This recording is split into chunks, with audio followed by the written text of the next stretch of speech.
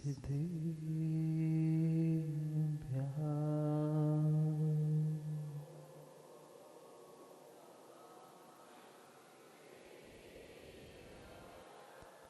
श्रीमद्परं गम्भीर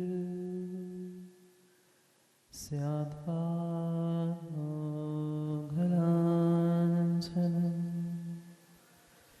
जीयात्रैलोक्यनाथस्य शासनं जिनशासनम् इन्दसदवन्द्याणं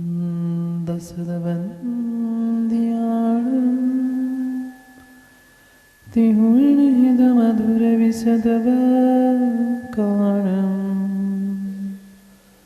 अन्तातीतगुणाणं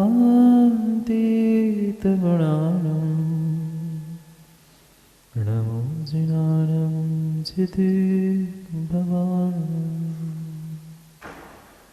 नमो हरिहन्ताणं नमो सिद्धाणं नमो वायुरीयाणं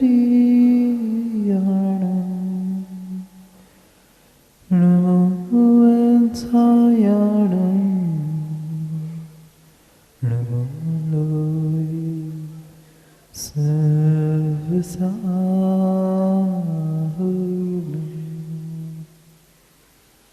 अनंत अनंत परम सिद्ध भगवान की 1008 श्री आदिनाथ भगवान की परम पूज्य आचार्य भगवान कुंद कुंद स्वामी की परम पूज्य आचार्य भगवान अमितगति स्वामी की परम पूज्य आचार्य भगवान गुरुवर विशुद्ध सागर जी महाराज जी की सनातन जैन धर्म की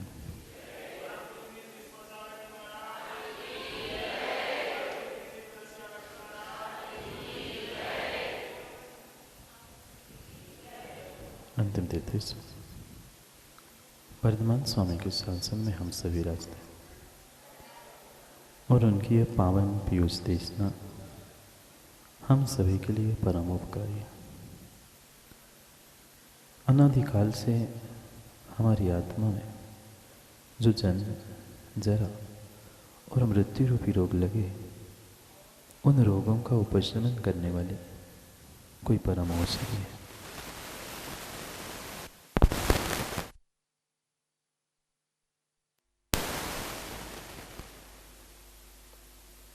कोई परम औषधि है तो वह एकमात्र यह जिनवाणी भव्यात्मा।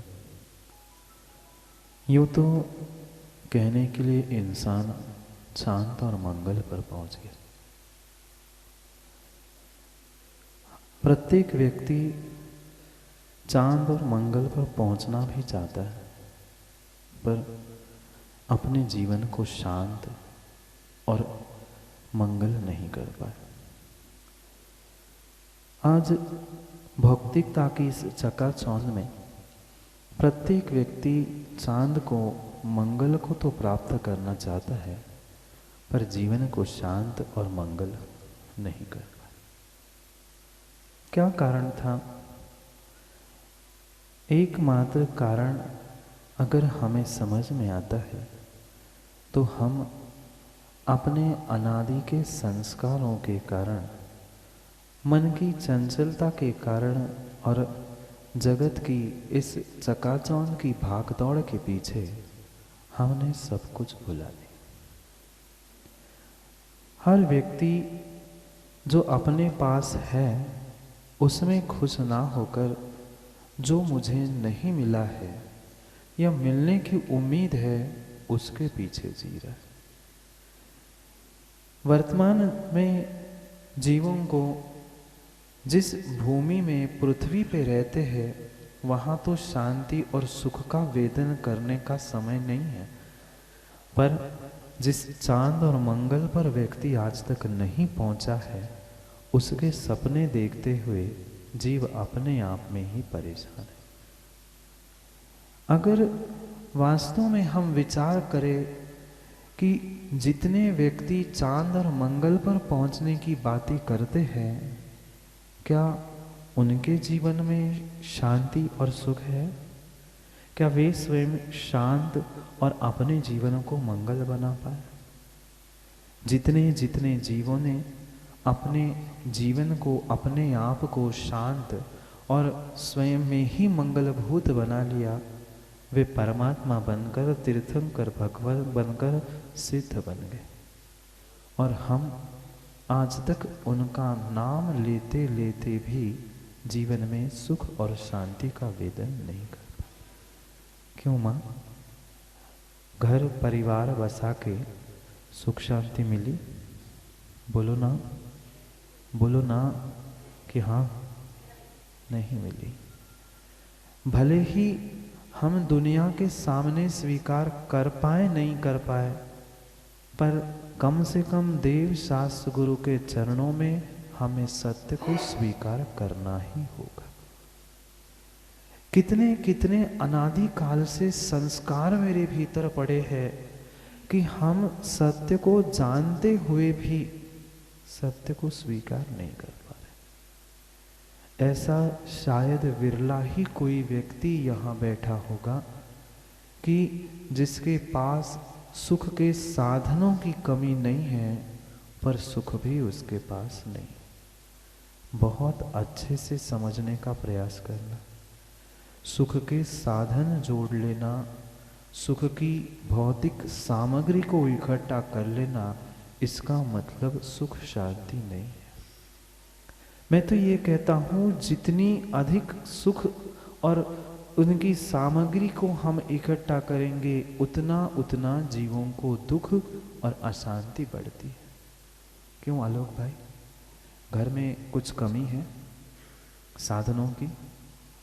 कोई साधनों की कमी नहीं है, पर क्या सुख शांति है? नहीं है। एक सूखी रोटी के साथ सूखी मिर्च खाने वाला क्वचित कदाचित सुखी और शांत हो सकता है, पर जो रोज घी से चिपड़ी रोटी खाता है, क्या उसके घर में सुख शांति है? नहीं है। हमने इन सुख के साधनों को सुख मान के रखा था। ये पुण्य से मिली हुई सामग्री को ही हमने सुख और शांति के साधन मान के रखे थे, पर ये सुख शांति के साधन नहीं थे, अपितु ये हमें दुख और अशांति देने वाले साधन थे। वह दूसरों से ईर्ष्या हुई। क्यों हुई? क्यों? क्योंकि मेरे पास भी साधन थे और दूसरे के भी साधन थे। दोनों के साधन को, सामग्री को, धन संपत्ति को देखकर हम दुखी हुए, अन्य कोई कारण नहीं था। ये सब कुछ सत्य जानते हुए भी हम सत्य को मान नहीं पा रहे हैं। इसके पीछे किसी अन्य, किसी दूसरे जीव का हाथ नहीं है। इन दुखों के पीछे, ये संसार के भ्रमण के पीछे जो मैंने भ्रम पाल के रखे हैं, उस भ्रम के पीछे कारण मात्र और मात्र मेरे अनादि काल के संस्कार थे। संस्कार दोनों प्रकार के हो सकते हैं।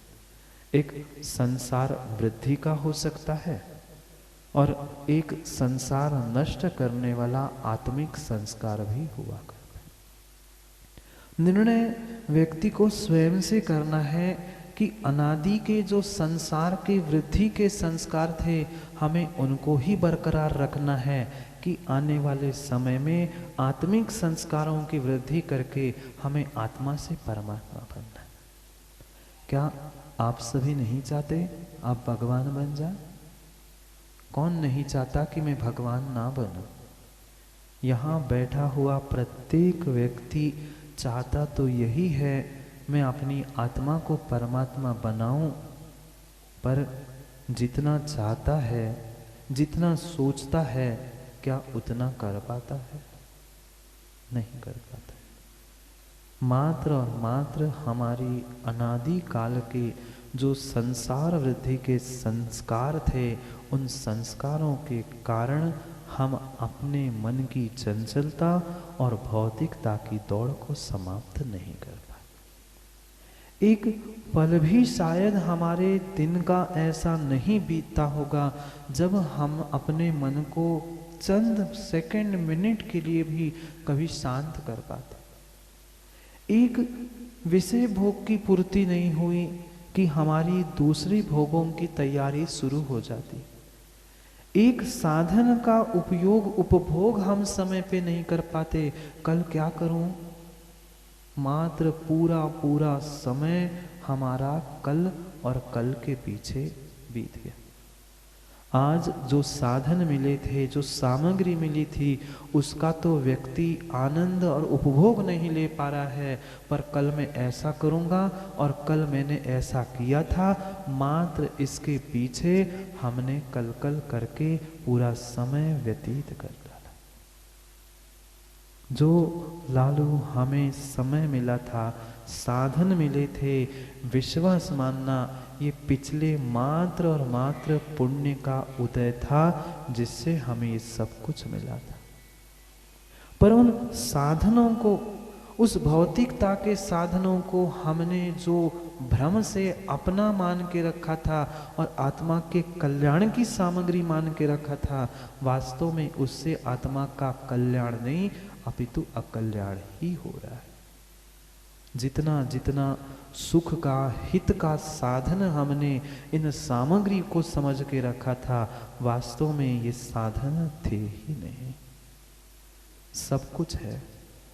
यहाँ बैठे हुए जीवों से, प्रत्येक व्यक्ति से मैं पूछना चाहता हूँ, क्या किसी के पास घर में साधनों की महन भैया कमी है? साधनों की किसी के पास भी कमी नहीं है, पर सब कुछ होते हुए भी हम शांति और सुख से कोसों दूर है,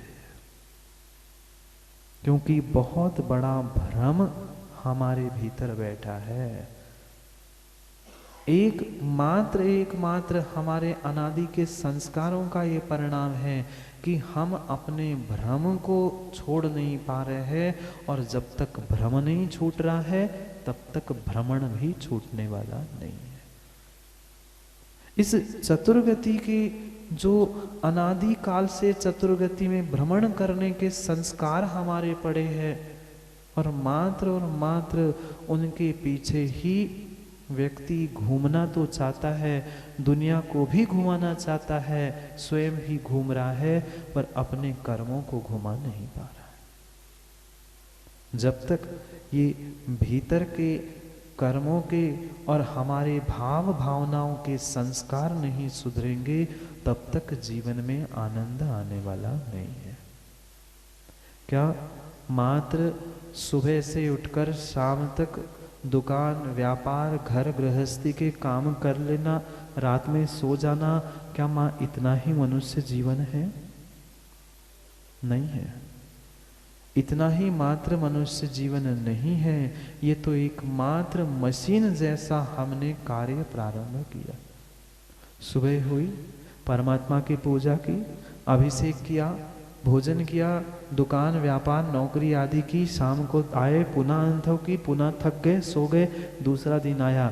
ऐसे करते करते 50, 55, 60, 80 वर्ष बीत गए। पर एक क्षण भी हमने अपनी भाव और भावनाओं के बारे में विचार नहीं किया कि मुझे कैसे भाव करने चाहिए थे और किन भावनाओं के साथ हमें कार्यों को संपन्न करना था। किंचित भी हमने आज तक कोई भी क्रियाएं नहीं छोड़ी।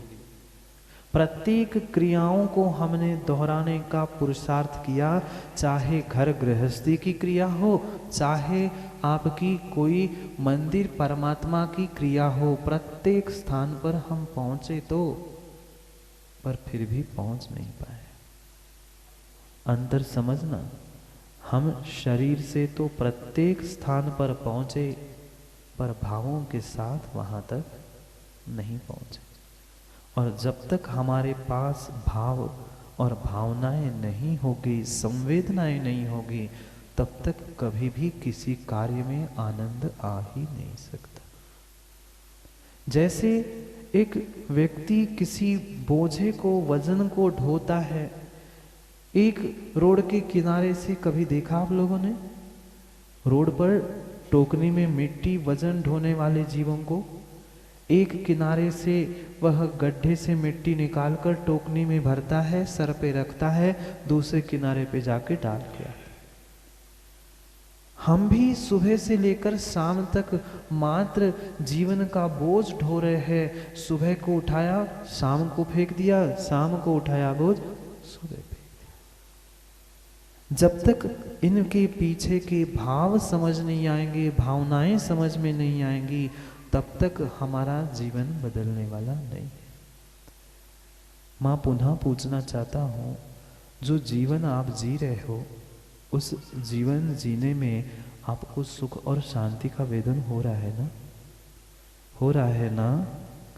जब नहीं हो रहा है तो क्या आप उस सुख शांति के जीवन को प्राप्त करना चाहते हो?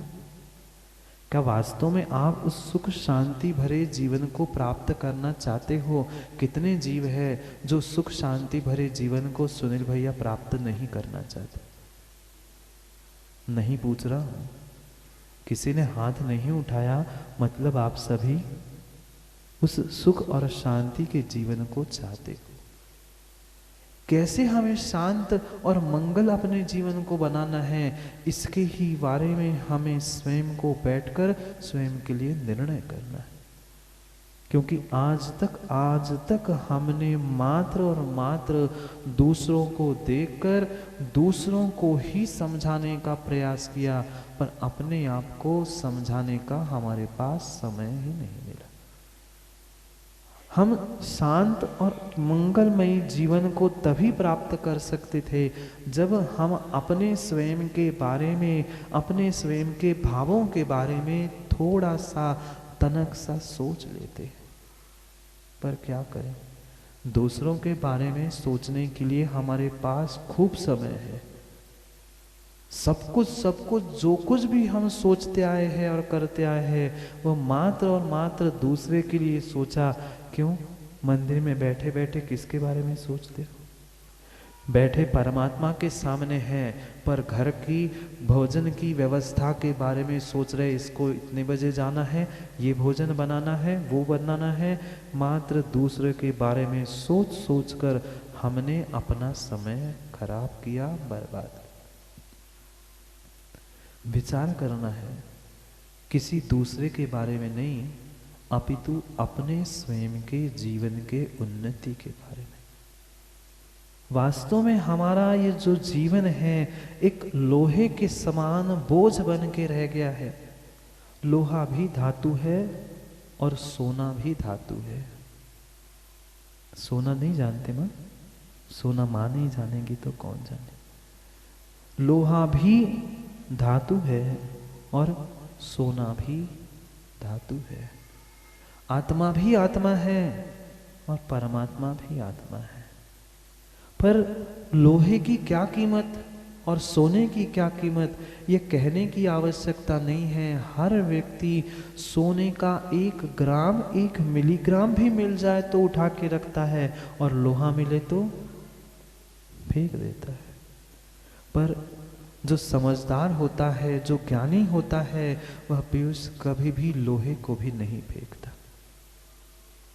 जिसने वास्तव में कुछ चिंतन किया है, विचार किया है, वह कभी भी लोहे के टुकड़े को भी नहीं फेंकता।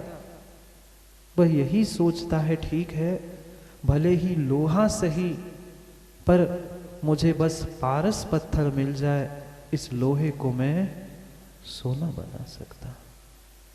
कोई सोना अलग सी वस्तु नहीं है। जैसा लोहा धातु है, वैसा ही सोना भी एक धातु है। अंतर इतना है, एक काला है और एक चमकता हुआ पीला है। कैसे हुआ वह लोहे से सोना? एक पारस पत्थर जानते हो? एक पारस पत्थर होता है जिसके मात्र पारस स्पर्श होते ही वह लोहा भी सोना हो जाता है। फिर हम भी अपने लोहे जैसे इस जीवन को चमकाते हुए सोने के परमात्मा अवस्था को प्राप्त करना चाहते हैं, तो हमें स्वयं से निर्णय करना होगा। क्या करना होगा? लोहे को सोना करने के लिए तो एक पारस की आवश्यकता होती है, पत्थर की आवश्यकता होती है।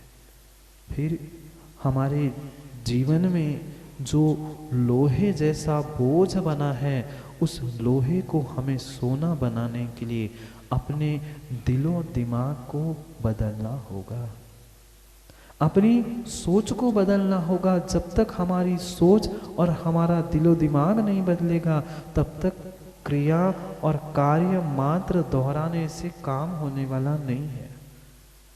इसलिए उन क्रियाओं के साथ हमें अपने भावों को, अपनी भावनाओं को बदलने के लिए विचार करना होगा। जितने जितने साधन बड़े हैं आलोक भाई, उतने उतने सुख शांति को भी बढ़ाने का पुरुषार्थ स्वयं से करना हो। और जब तक हम सुख शांति को प्राप्त करने का प्रयास नहीं करेंगे, तब तक कभी भी जीवन में शांति आने वाली नहीं। क्या करें? जानते तो सब कुछ है, जानते तो सब कुछ है, पर हमारा पूरा दिमाग और पूरा जितना जितना मन का चिंतन है, वह सब कुछ और सब कुछ मात्र बनिया जैसा बन गया। बनिया नहीं हो। जैसे व्यापारी का प्रत्येक कार्य हिसाब लगा के होता है।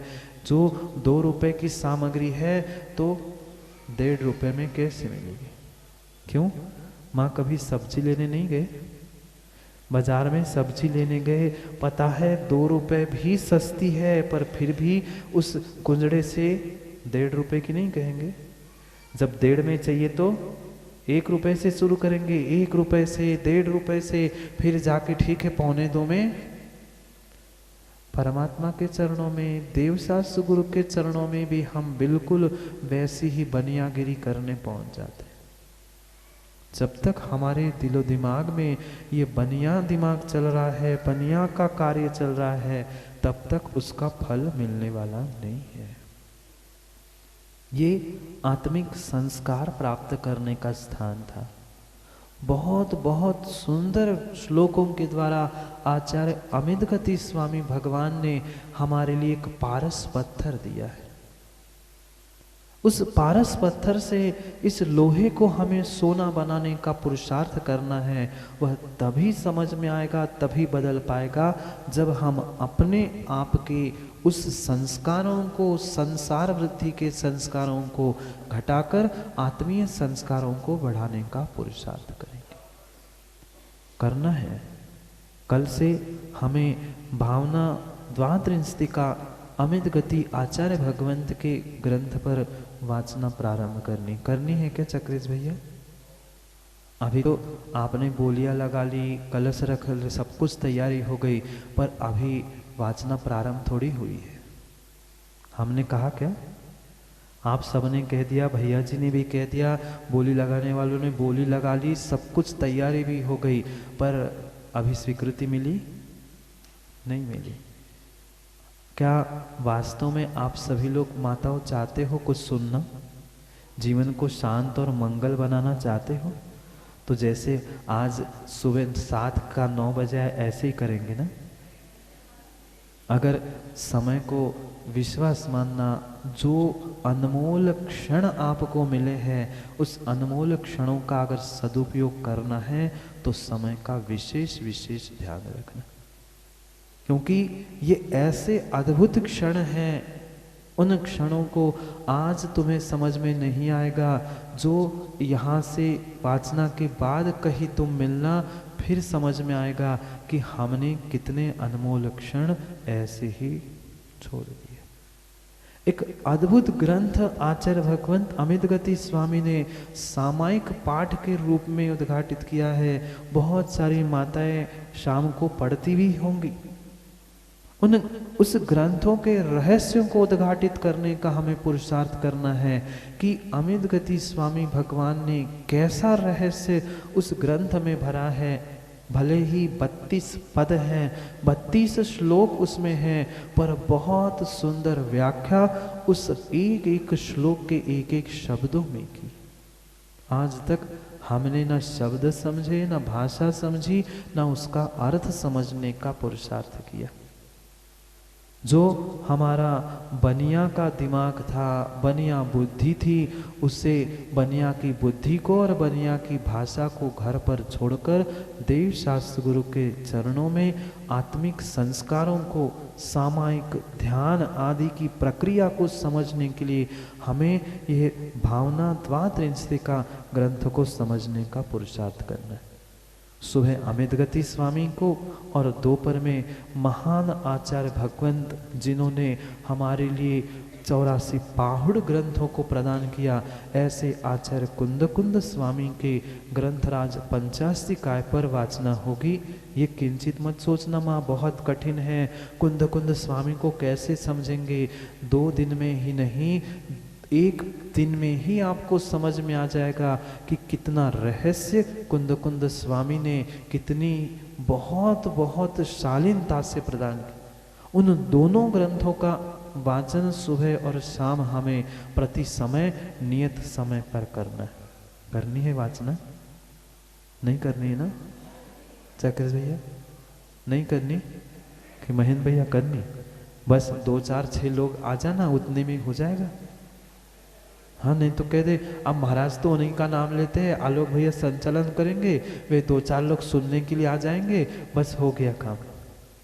नहीं, जिनको अपने आत्मा को परमात्मा बनाना है, इस लोहमय जीवन को स्वर्णमय बनाना है, वह नियम से इस सामायिक रूपी पारस को प्राप्त करने का पुरुषार्थ करना। क्योंकि एक एक शब्द और एक एक अक्षर और उसके अर्थ इतने अनमोल, और ये समय भी इतना अनमोल हमें मिला है, उस सभी का सदुपयोग करना है। तो कल पुनः समय पे नहीं आओगे ना? आज जैसे आए थे 11 बजे? नहीं, समय को पाना है तो समय पर समय की चर्चा करने के लिए भावना द्वात्रिंशिका और दोपहर में 85 का ग्रंथ की उस वाचना को हम सभी कह दूं क्या वाचना को, शीतकालीन वाचना को जितना भी समय जैसी अनुकूलता हो, नहीं तो कह दो महाराज आपने तो महेंद्र भैया इतना कहा था, ये कहने की बात नहीं है। वाचना तो मैंने कल भी कहा था, जैसी आपकी भक्ति समर्पण होगा वैसी वाचना 8 की भी, 15 की भी और 2 क्या 4 महीने की भी हो सकती है। पर आपकी भावना, आपका समर्पण और आपकी ये सब कुछ क्रियाएं भक्ति समझकर ही उसका निर्णय होगा। इसलिए समय को समय पर समझने के लिए कल पुनः समय पे मिलते हैं, क्योंकि आज का समय अपना हो गया है। मैं क्या करूं, समय में कटौती करनी पड़ती है।